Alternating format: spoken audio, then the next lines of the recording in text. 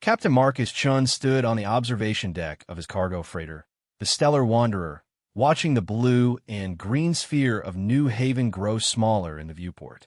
After 30 years of hauling freight between the outer colonies, this was supposed to be his last run. His retirement papers were already filed. The small cabin on Kepler Station was paid for, and he had enough credits saved to spend his remaining years fishing in the artificial lakes and playing card with other retired spacers. The ship hummed quietly around him, its fusion engines pushing them steadily toward the jump point that would take them back to Earth. His crew of 12 had already begun their end-of-contract celebrations in the mess hall. Marcus could hear their laughter echoing through the corridors. He didn't join them. These final moments of command deserved his solitary reflection. A soft chime interrupted his thoughts. His first officer, Lieutenant Sarah Kowalski, appeared on the communication screen. "Captain, we're receiving an urgent transmission from New Haven Control. They're requesting we hold position." Marcus frowned. They had already cleared departure protocols. Any delay would push back their arrival at Earth by days, maybe weeks if they missed their jump window. "What's the problem, Lieutenant?" "They're not saying, sir. Just that we need to prepare for an unexpected passenger. Priority 1 diplomatic clearance." The frown deepened. In 3 decades of service, Marcus had transported everything from mining equipment to terraforming bacteria, but he never carried anyone with Priority 1 clearance. That level was reserved for admirals, planetary governors, and he couldn't even think of who else warranted such treatment. "Tell them we're already behind schedule," Marcus said. "They'll need to wait for the next transport." Sarah's expression turned uncomfortable. "Sir, they're transmitting override codes. We don't have a choice." Marcus felt his retirement slipping away with each passing second. He touched the viewport one last time, as if saying goodbye to his dreams. "Fine. Prepare the VIP quarters. Let's get this over with." 20 minutes later, Marcus stood at the main airlock with Sarah and his security chief, a gruff ex-Marine named Thompson. They had all put on their dress uniforms, though Marcus's hung loose on his frame. The years in space had taken their toll, leaving him thinner and more worn than the young pilot who had first taken to the stars. The airlock cycled, and Marcus prepared himself to greet whatever pompous dignitary was about to delay his retirement. The inner door slid open, revealing their passenger. She wasn't human. Marcus had seen dozens of alien species during his career. The galaxy was full of strange and wonderful beings, but he had never seen anything like her. She stood 7 feet tall, her body covered in scales that shifted from deep purple to midnight blue as she moved. Her face was vaguely humanoid, with high cheekbones and large eyes that glowed with an inner golden light. But it was the wings that made him step back, massive, leathery wings that she kept folded against her back like a living cloak. And she was young. Despite the alien features, something in her bearing, in the way she clutched a small traveling case, screamed of youth and inexperience. "Captain Chun." Her voice was musical, with an accent he couldn't place. "I am Zyralith of the Draconic Sovereignty. I thank you for accepting me aboard your vessel." Thompson's hand had moved instinctively to his sidearm. The Draconic Sovereignty was known to humans only through rumor and legend. They controlled a cluster of systems on the far edge of known space, but no human had ever been permitted to enter their territory. Their technology was said to be centuries ahead of anything in the Terra Alliance. "Your Highness," Sarah said, executing a perfect bow. She had always been better at protocol than Marcus. "Welcome aboard the Stellar Wanderer." The Dragon Princess, for what else could she be, tilted her head. "Please, I prefer Zyra." The formal titles, they are heavy to carry. Marcus found his voice. "Ma'am, Zyra, I need to be honest with you. This is a cargo freighter, not a diplomatic vessel. We don't have the accommodations for someone of your status." "I require only safe passage to Earth," Zyra said. "I will not be a burden to you or your crew. May I ask why you need passage on my ship specifically? Surely the Sovereignty has vessels of its own." For the first time, the confident mask slipped. Zyra's golden eyes dimmed slightly. "That is complicated. I'm authorized to tell you only that my presence here must remain confidential. My people cannot know I have left our space." Marcus exchanged glances with his officers. This was getting more complicated by the minute. A runaway dragon princess was not the kind of cargo he wanted on his last voyage. But the override codes left him no choice. Thompson will show you to your quarters, Marcus said finally. We'll depart within the hour. As the security chief led their unusual passenger away, Sarah moved closer to Marcus. Sir, this feels wrong. Why would a member of the draconic royal family be traveling alone? Without guards? On a human freighter? I don't know, Marcus admitted. But I intend to find out. The first 3 days of the journey passed without incident. Zyra kept to her quarters, emerging only for meals in the officers' mess. The crew gave her a wide berth, torn between curiosity and fear. Dragons, even civilized, spacefaring ones, occupied a primal place in human mythology. Marcus found himself drawn to their passenger, despite his better judgment. During meals, when she thought no one was watching, he caught glimpses of deep sadness in those golden eyes. She picked at her food. They had managed to synthesize something approximating her dietary needs, and responded to questions with polite but minimal answers. On the fourth day, ship's alarm shattered the routine. Marcus rushed to the bridge to find his sensor operator, Ensign Park, frantically working his console. 6 vessels just dropped out of hyperspace, Captain. Configuration unknown, but they're running hot. Weapons systems are active. On screen, the main display lit up with the image of 6 sleek vessels, their hulls a distinctive purple-black that seemed to absorb light. Dragon ships. Marcus had seen drawings, but never the real thing. They were beautiful and terrifying in equal measure. Incoming transmission, Park reported. The screen shifted to show a dragon even more imposing than Zyra. His scales were deep crimson, and a crown of metallic spines rose from his head. When he spoke, his voice carried the weight of absolute authority. Human vessel, I am Verilix, first warrior of the Draconic sovereignty. You will immediately surrender the traitor Zyralith to our custody. Marcus kept his expression neutral. This is Captain Marcus Chun of the Terran merchant vessel Stellar Wanderer. We are carrying a diplomatic passenger under Priority 1 clearance. Any dispute must be handled through proper channels. Verilix's eyes narrowed. Do not test me, human. The female you harbor is a fugitive from sovereignty justice. She has stolen sacred relics and fled her duty. Return her, and we will allow your vessel to continue unharmed. Captain, Thompson whispered urgently. Their weapons could turn us into space dust in seconds. We have to comply. But something in Marcus rebelled at the thought. Maybe it was 30 years of following orders finally catching up to him. Maybe it was the memory of sadness in Zyra's eyes. Or maybe he was just too old and too tired to be bullied by anyone, dragon or not. I'm sorry, Marcus said to the screen, but my passenger is under the protection of Terran diplomatic protocols. If you have a grievance, you'll need to file it with the proper authorities on Earth. Verilix's roar of rage shook the bridge speakers. You dare refuse the sovereignty? You will return her now, or I will take her from your broken ship. Captain, a soft voice said from behind. Marcus turned to find Zyra standing in the bridge doorway. She had shed her traveling cloak, revealing the full majesty of her wings. In her hands, she carried an ornate box that seemed to pulse with its own inner light. It's all right, she said, moving past him to face the screen. I will come, Verilix. There is no need for bloodshed. No. Marcus surprised himself with the firmness of his refusal. You're under my protection until we reach Earth. That's the end of it. Zyra turned to him, those golden eyes wide with surprise. Captain, you don't understand. They will destroy your ship. My uncle will not hesitate. Your uncle? Verilix commands our military forces. He has been chosen to be my mate to strengthen the bloodline. I disagreed with the arrangement. Now things were becoming clearer. A forced marriage, a young woman fleeing to the only place her people couldn't follow, human space. Marcus had transported refugees before, but never one whose family commanded a fleet.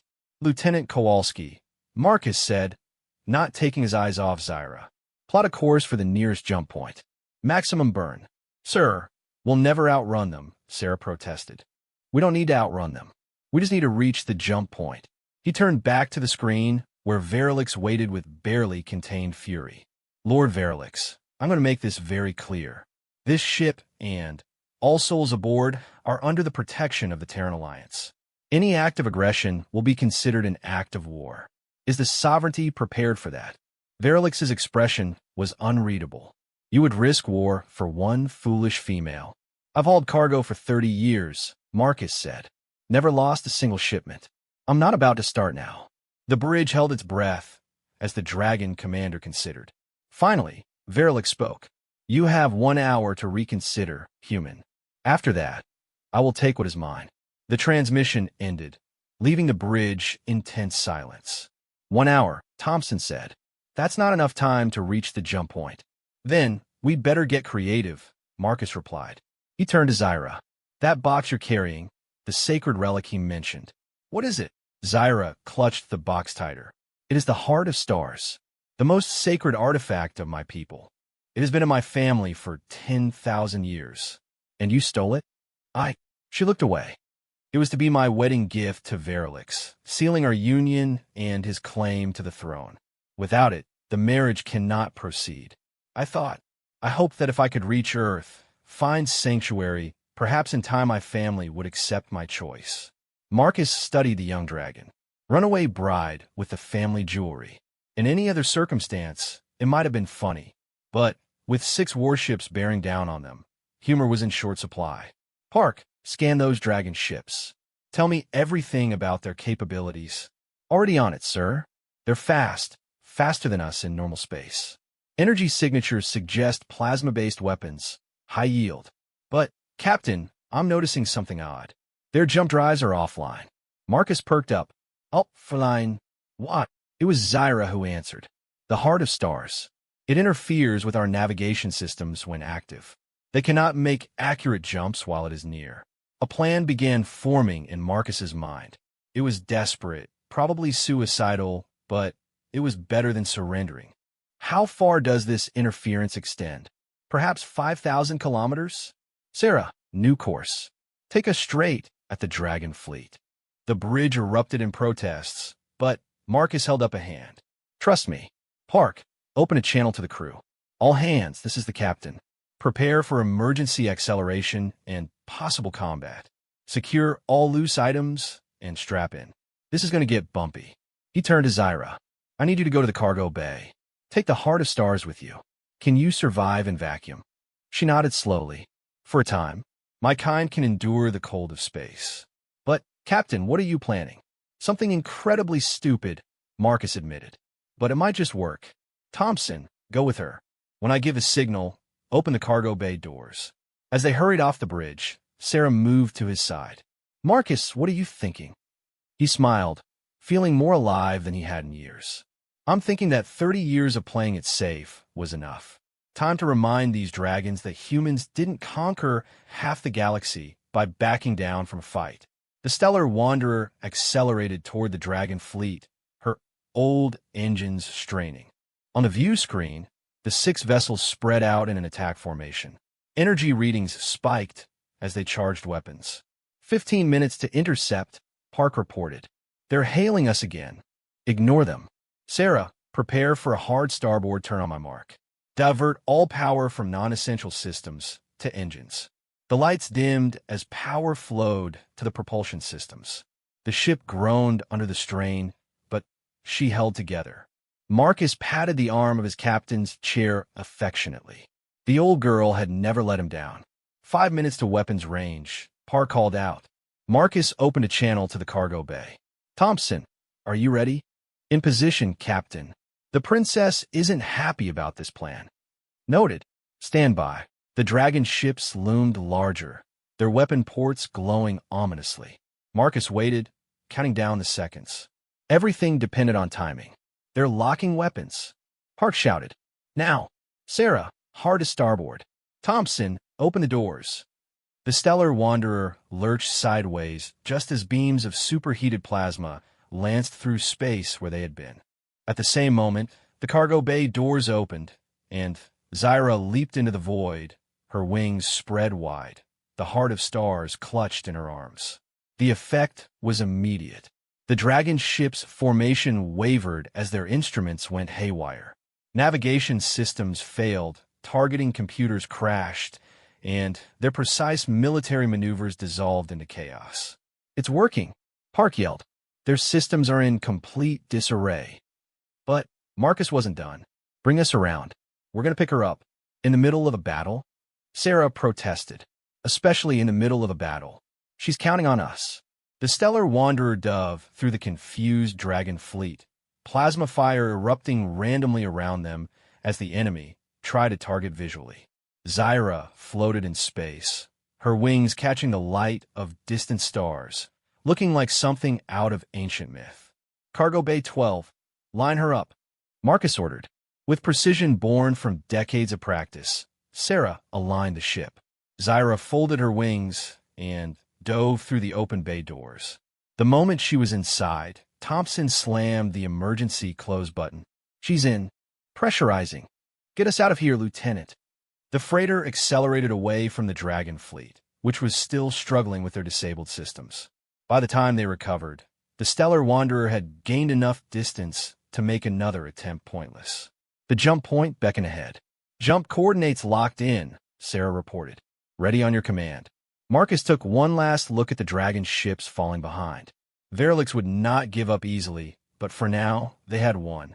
Execute jump. Reality twisted, stars elongated, and the Stellar Wanderer escaped into hyperspace. The hyperspace journey that should have taken 2 weeks stretched into 3. The Stellar Wanderer's aging jump drive, already pushed beyond its limits, struggled with the calculations.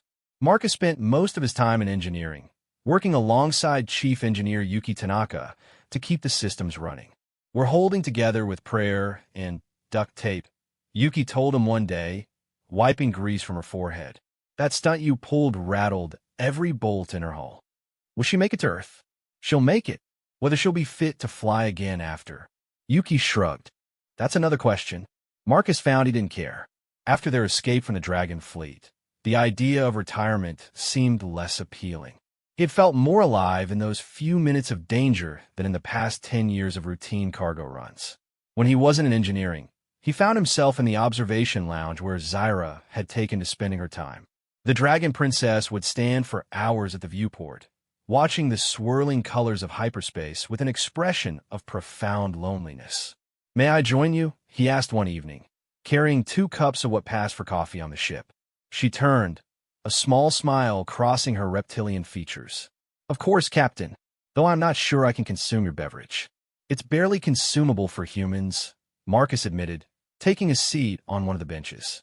"But it's warm, and sometimes that's enough." They sat in comfortable silence for a while, watching the chaos of compressed space-time flow past the windows. Finally, Zyra spoke. "Why did you help me? You risked your ship, your crew, your life. For someone you had never met." Marcus considered the question. "When I was young, fresh out of the academy, I served on a military vessel. We responded to a distress call from a colony ship that had suffered engine failure. The captain decided it wasn't worth the risk to help them. Pirates were active in that sector. We left them there." He took a sip of his coffee, the bitter taste matching his memories. "I learned later that pirates did find them. 300 colonists, including 80 children. After that, I transferred to the merchant fleet. I swore I'd never leave anyone behind again. But I am not human. My people have no alliance with yours. Doesn't matter. You needed help. That's all that counts." Zyra turned back to the viewport. "My mother told me humans were simple creatures, driven by greed and fear. She was wrong. Some of us are. But most folks just want to live their lives, help where they can, and leave the universe a little better than they found it. Is that why you haul cargo between stars? To make things better?" Marcus chuckled. "I tell myself that. Food, medicine, equipment, all the things colonies need to survive and grow. But honestly, I fell in love with the stars when I was a kid. Never could shake it. And now, your first officer mentioned this was to be your final journey. Things change. Plans change." He looked at her. "What about you? What's waiting for you on Earth?" Zyra's wings drooped slightly. I do not know. I hoped Earth would give me sanctuary, time to think. But I cannot hide forever. Verlix will not stop hunting me. and the heart of stars. She touched the box she always kept near. It belongs with my people. I'm a thief in their eyes now. You're not a thief. You're a young woman who didn't want to be forced into marriage. That's not a crime where I come from. It is more complicated than that. Zyra's golden eyes dimmed. I'm the last daughter of the royal bloodline. Without me, without the joining with Verilix, the succession will be contested. There could be civil war. Thousands might die because I was selfish. Marcus set down his coffee and turned to face her fully. Listen to me. You're not responsible for the actions of others. If your people choose war because you won't submit to an arranged marriage, that's on them, not you. But no buts. Every person, human or dragon or whatever, has the right to choose their own path. That's what freedom means. Before Zyra could respond, alarms began blaring throughout the ship.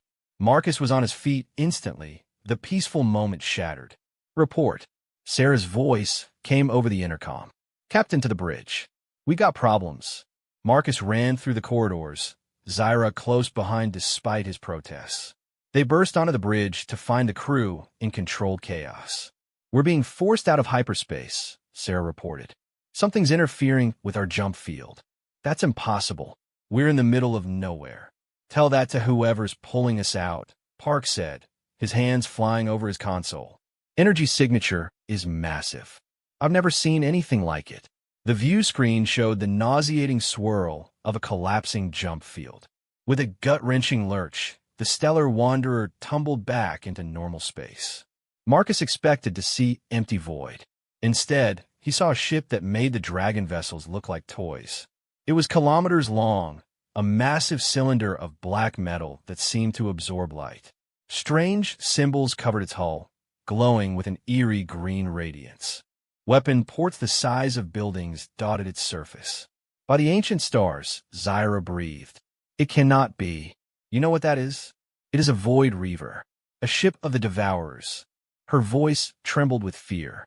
They were banished from our space millennia ago. We thought them extinct. Well, they look pretty healthy to me. Park, are they powering weapons? Unknown, sir. Their technology is... I can't make sense of these readings, but they're definitely scanning us. A new voice filled the bridge, speaking in a language Marcus didn't recognize. It was harsh, guttural, and seemed to bypass the ears to resonate directly in their bones. The universal translator struggled before finally producing words. Dragonkind detected. The ancient enemy revealed. The hunt resumes. The feast begins. Zyra's scales had gone pale. Captain, you must run. Now, they're drawn to my kind. It is me they want. We're not going anywhere, Marcus said firmly. Park, can we jump? Negative. Whatever they used to pull us out fried our jump drive. Yuki says she needs at least 6 hours for repairs. 6 hours. Against a ship that size, they wouldn't last 6 minutes if it came to a fight. Marcus's mind raced through options, finding precious few. Incoming transmission, Park announced. It's different this time. The view screen flickered to life, revealing a creature out of nightmares. It was vaguely humanoid, but wrong in every way. Its skin was translucent, showing dark fluids pulsing beneath. Multiple eyes dotted its elongated head, and when it opened its mouth, rows of needle-sharp teeth gleamed. I am hunger that walks, it said, the translator working overtime. You harbor the dragon kind. Surrender it, and your deaths will be swift. Marcus stepped forward. I'm getting really tired of people demanding a hand over my passenger. She's under our protection. The creature's multiple eyes focused on him. Protection? You are prey protecting prey. Amusing. We have slept long, waiting for the dragons to grow complacent. Now we wake. Now we feed. Captain, Thompson whispered urgently. I'm reading massive power buildups along their hull. But it was Zyra who acted. She moved past Marcus to stand before the screen, her wings spreading wide. The heart of stars pulsed brighter in her hands. I am Zyralith of the Draconic Sovereignty. If you want me, come and claim me. Hunger that walks made a sound that might have been laughter. Brave little dragon, you shine bright. You will taste exquisite. The transmission cut off. Immediately, the Void Reaver began launching smaller craft. Dozens of them, each the size of the Stellar Wanderer's shuttles, but moving with predatory grace. Battle stations. Marcus commanded. All hands, prepare to repel boarders. The bridge erupted in activity. The Stellar Wanderer wasn't a warship, but she had some teeth, point defense lasers meant for asteroids, a small complement of missiles for pirates. Against the swarm approaching them, it wouldn't be nearly enough. Zyra, get to the secure hold, Marcus ordered. Thompson, go with her. Set up defensive positions. Captain, I can help, Zyra protested. My people are warriors. I was trained. I'm sure you were, but right now you're the target. Let us do our jobs. The first wave of boarding craft reached them. The ship's point defense lasers lashed out, destroying several, but more kept coming. They attached to the hull like parasites, cutting through with tools that seemed to melt metal like butter. Hull breaches on decks 3, 5, and 7. Sarah reported. Marcus activated the ship-wide comm. All hands, boarders incoming. Protect the passenger at all costs. He grabbed a pulse rifle from the bridge weapons locker, checking its charge. Around him, his bridge crew did the same. They might be merchants, but they weren't helpless. The first devourer that made it to the bridge learned that lesson painfully. It came through the ventilation system, all teeth and claws and hunger. Park put 3 shots center mass before it could fully emerge. The creature fell, dark ichor pooling on the deck. They're all over the ship. Thompson's voice crackled over comms. We're holding at the secure hold, but there's too many. Marcus made a decision. Sarah, you have a bridge. I'm going down there. Captain, that's an order, Lieutenant. He ran through corridors filled with the sounds of battle. His crew fought bravely, but the devourers were nightmares made flesh. He saw Yuki wielding a plasma torch like a flamethrower, driving back a group of the creatures. In the mess hall, the cook had barricaded himself behind overturned tables, hurling knives with surprising accuracy. By the time Marcus reached the secure hold, the situation was desperate. Thompson and 3 other crew members had formed a defensive line, but devourer bodies were piling up, and more kept coming. About time you showed up, Captain, Thompson yelled, firing his rifle in controlled bursts. Marcus added his fire to the defense. Where's Zyra? Inside. She wanted to fight, but I locked her in. A particularly large devourer burst through the ceiling, landing among them. Its claws raked across Thompson's armor, sending the security chief flying. Marcus pivoted, emptying his rifle's power cell into the creature's center mass. It staggered but didn't fall. Then, Zyra was there. The secure hold door had been torn from its hinges. The dragon princess emerged like an avenging angel, the heart of stars blazing in one hand while the other wielded claws that Marcus hadn't known she possessed. She moved with lethal grace, her wings creating gusts that knocked smaller devourers off balance, while her claws tore through their translucent flesh. I told you to stay hidden, Marcus shouted, reloading his rifle. And I told you I could fight. She spun, her tail sweeping 3 devourers into a bulkhead with bone-crushing force. Besides, hiding will not save us. They will keep coming until they have me. She was right, Marcus realized. They couldn't win a defensive battle. The Stellar Wanderer wasn't equipped for this kind of fight, and the devourers seemed endless. Captain, Sarah's voice over comms was edged with panic. The Void Reaver is moving closer. If it brings its main weapons to bear. They needed a new plan. Marcus looked at the heart of stars pulsing in Zyra's grip, then at the devourers pressing their attack. An insane idea formed. Zyra, that trick you pulled with the Dragon Fleet, disrupting their systems. Could it work on the devourers? She paused in her fighting. Perhaps. Their technology is different, older. But the heart responds to psychic interfaces. If their ship uses such systems, only one way to find out. Everyone fall back to the bridge. They fought a running retreat through the ship. Crew members joined them along the way, battered but alive. By the time they reached the bridge, they had lost 3 people, and many more bore wounds from devourer claws and teeth. Sarah, status report. The Void Reaver is charging what I think are weapons. We have maybe 5 minutes. Marcus turned to Zyra. Can you interface with their ship through the heart? Disrupt their systems like you did before. Not from here. I will need to be closer. Much closer. How close? Zyra's golden eyes met his. Inside their ship, the bridge fell silent except for the distant sounds of devourers still prowling the lower decks. What she was suggesting was suicide. No, Marcus said flatly. There has to be another way. There is not. Zyra stepped forward, pressing the heart of stars into his hands. But perhaps you can do it. What? I'm not a dragon. I can't use that thing. The heart does not care about species.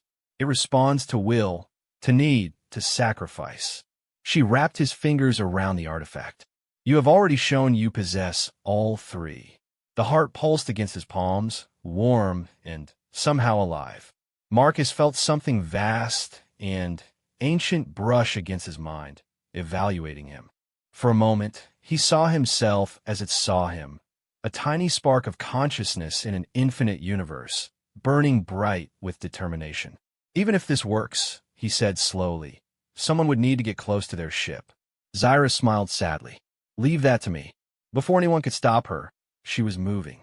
She burst through the bridge viewport in a shower of reinforced glass and atmosphere. Emergency shields snapped into place, but she was already gone, her wings carrying her through the void toward the Void Reaver. No. Marcus reached out helplessly, but she was beyond his grasp. Captain, she's not alone out there, Park said urgently. I'm reading dragon ships dropping out of hyperspace. It's Verilix's fleet. On the screen, 6 dragon vessels materialized, weapons already firing at the Void Reaver. The massive ship's attention turned to this new threat, its boarding craft breaking off their attack on the Stellar Wanderer to defend their mothership. Now or never, Captain, Sarah said quietly. Marcus gripped the heart of stars tighter, closing his eyes. He had no idea what he was doing, but Zyra had believed in him. That had to count for something. The artifact grew warmer, and suddenly, Marcus was somewhere else. Not physically. He could still feel the bridge deck beneath his feet, but his consciousness expanded outward. He touched the edges of the Void Reaver's alien systems, felt the hunger and hatred that drove them. But beneath that, he found something else. Fear. The Devourers were afraid. They had slept for millennia because they had lost a war, been driven to the edge of extinction by an alliance of species led by the dragons. Now they woke to find their ancient enemies still strong, still united. Marcus pushed deeper, the heart of stars channeling his will into their systems. He didn't try to destroy or disable. He wasn't strong enough for that. Instead, he planted a single thought, a whisper in their collective consciousness. The dragons know where you are. They will never stop hunting you. Run, or face extinction again. For a moment, nothing happened. Then, the Void Reaver began to turn, its massive bulk slowly rotating away from both fleets. Its boarding craft fled back to their docking bays. Without warning, the great ship tore open a rift in space and vanished, leaving only the echo of its presence. Marcus collapsed to his knees, the heart of stars rolling from nerveless fingers. His head felt like it had been turned inside out, but they were alive. Somehow, impossibly, they were alive. Captain, Sarah was at his side, helping him stand. The dragon fleet is hailing us. On screen, Marcus managed. Verilix appeared, looking somewhat worse for wear. Plasma burn scored his perfect scales, and one of his horns had been broken. Human vessel, I would speak with your captain. Speaking, Marcus croaked. You saved her. Even after she stole from us, even facing certain death, you protected her. What? Marcus straightened with effort. Because it was the right thing to do. Verilix studied him for a long moment. The sovereignty is in your debt, Captain Marcus Chun. We came here as hunters. We leave as allies. The human who stood against the Devourers will always be welcome in our space. What about Zyra?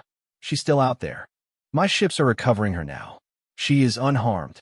Something that might have been respect crossed the dragon's features. She fought well, like a true daughter of the sovereignty.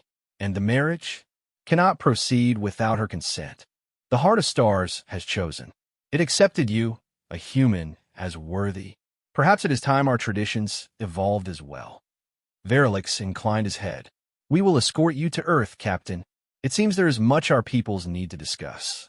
The transmission ended. Marcus sank into his captain's chair, exhausted beyond measure. Around him, his crew began damage reports and repairs, but he barely heard them. They had survived. More than that, they might have just changed the course of human-dragon relations forever. Sir, Park said, Shuttle Bay 1 is requesting permission to dock. It's Zyra. Permission granted. Marcus smiled despite his exhaustion. Let's welcome our passenger back properly. Earth had never looked more beautiful to Marcus than when they finally dropped out of hyperspace at the edge of the Sol system. The blue marble hung in space, surrounded by the glittering lights of orbital stations and the steady stream of ships that mark humanity's busiest port. The journey from their encounter with the Devourers had taken another week. The stellar Wanderer, battered and bruised, had limped along under escort from the Dragon fleet. It was a sight no human had seen before, sovereignty warships flying in formation with a humble cargo freighter. During that week, everything had changed. Zyra had spent hours in communication with Verilix and the Dragon Council. Marcus often found her in the observation lounge. Afterward, her expression thoughtful. She had returned the Heart of Stars to its ceremonial case, but sometimes he caught her looking at him with an unreadable expression. Nervous, he asked her as they approached Earth's orbital control zone. She stood beside him on the bridge, having been granted honorary crew status after her heroics. I have never seen your homeworld before. It is smaller than I expected. All the best things come in small packages, Sarah quipped from her station. Earth Control is hailing us, Captain. They sound confused. Marcus could imagine. 6 Dragon warships escorting a beat-up freighter wasn't exactly standard traffic. Put them through. Stellar Wanderer, this is Earth Control. Please state the nature of your unusual escort. Earth Control, this is Captain Marcus Chun. We're carrying a diplomatic passenger with Priority 1 clearance. Our escort is from the Draconic Sovereignty, requesting permission to dock at Station Prime. There was a long pause. Stellar Wanderer, did you say Draconic Sovereignty? Please confirm. Confirmed. And you might want to alert the Diplomatic Corps. History's about to be made. The next few hours were a whirlwind. The Stellar Wanderer was directed to a VIP docking bay usually reserved for admirals and presidents. By the time they arrived, a crowd had gathered. Journalists, diplomats, military officials, and countless curious civilians who had heard the news spreading like wildfire through Earth's networks. Marcus stood at the airlock with his senior crew, all in their dress uniforms once again. But this time, he wore his with pride. The worn fabric had seen more action in the past month than in the previous decade combined. Remember, he told his crew, we're representing all of humanity here. Try to look professional, says the man with scorch marks on his jacket. Thompson muttered, his arm still in a sling from the Devourer attack. The airlock opened, and they stepped out into chaos. Hundreds of camera drones buzzed overhead, while security forces tried to maintain order. A pathway had been cleared to a podium where Earth's Secretary General waited with other high-ranking officials. But it was Zyra who commanded attention. The Dragon Princess emerged with her wings spread wide, the Heart of Stars glowing softly in her hands. She had dressed in the traditional garments of her people, flowing robes that seemed to be woven from starlight itself, with a circlet of silver on her brow. The crowd fell silent. People of Earth, Zyra said, her voice carrying clearly across the docking bay. I am Zyralith of the Draconic Sovereignty. I come not as a refugee or a runaway, but as an ambassador.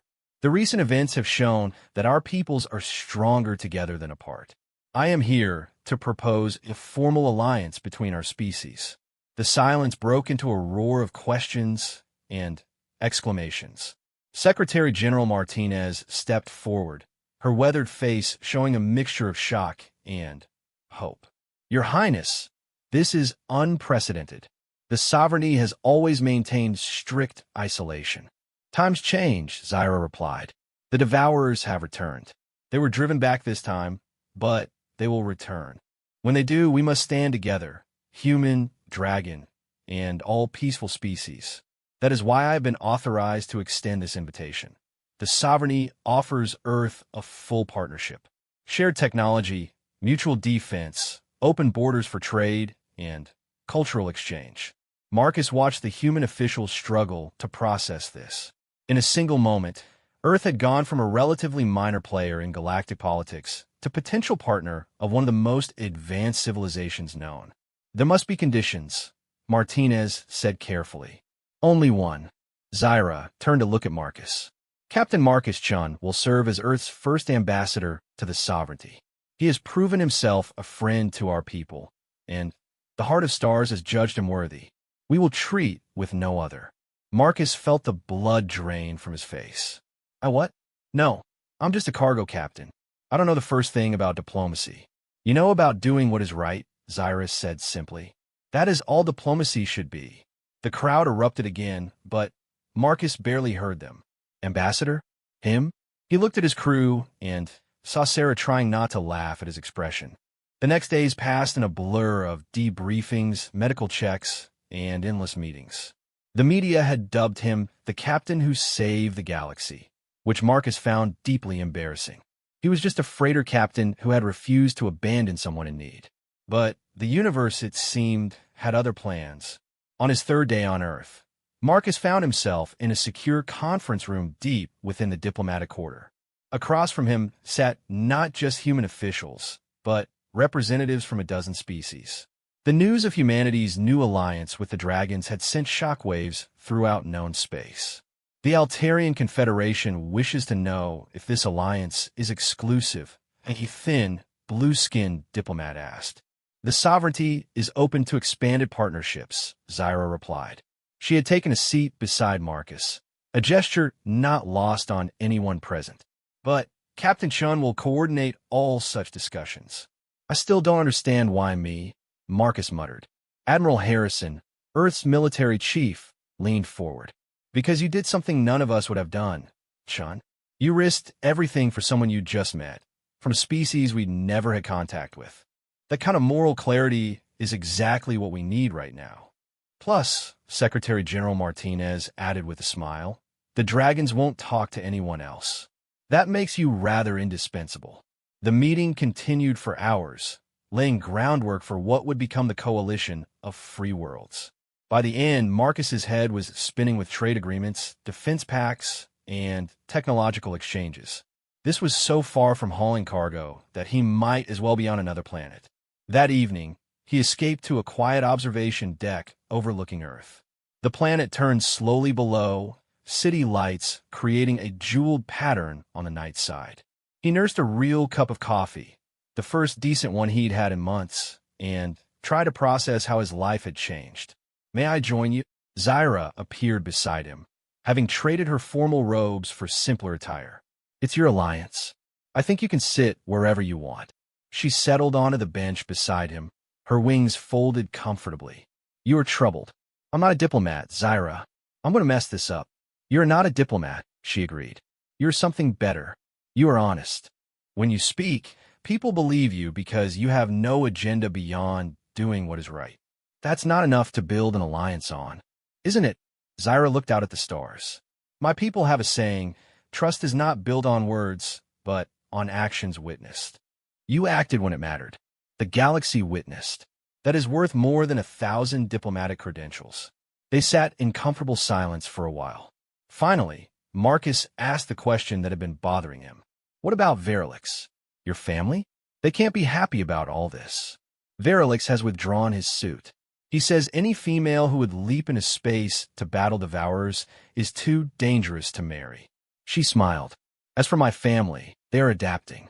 The Heart of Stars, choosing you has shaken many old certainties.